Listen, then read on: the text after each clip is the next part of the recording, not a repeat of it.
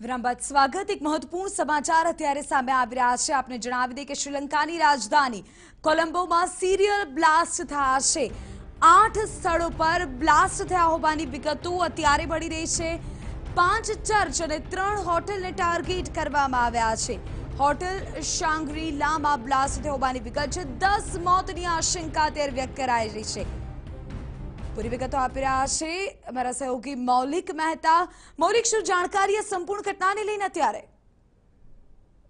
શ્રીલંકાની રાજધાની કોલંબોમાં આતંકી હુમલા થયા છે અને ખાસ તો બોમ્બ બ્લાસ્ટ થયા છે અને આ જે બ્લાસ્ટ છે એ 8 જગ્યાએ થયા હોવાનું અત્યારે પ્રાથમિક અનુમાન છે અને ખાસ તો 3 ચર્ચ અને હોટલોમાં આ બ્લાસ્ટ થયા છે, જેની અંદર એક 5 સ્ટાર હોટલ સાંગરીલા છે, ત્યાં પણ બ્લાસ્ટ થયો છે।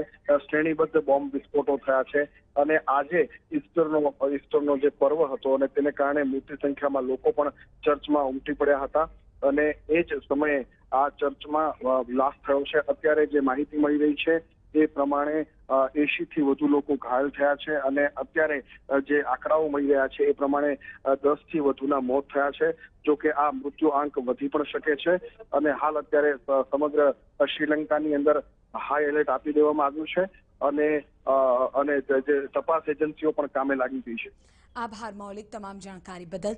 તો જે વિગતો મળી રહી છે તે અનુસાર 80 થી વધુ લોકોના ઘાયલ થવાના અહેવાલ, શક્યતાઓ વ્યક્ત કરાઈ રહી છે કે 10 લોકોના મોત થયા છે। ઈસ્ટરનો સમય છે, ચર્ચમાં મોટી સંખ્યામાં લોકો ઉપસ્થિત થયા હતા, ત્યારે 5 ચર્ચમાં બ્લાસ્ટ, 3 હોટલમાં બ્લાસ્ટ।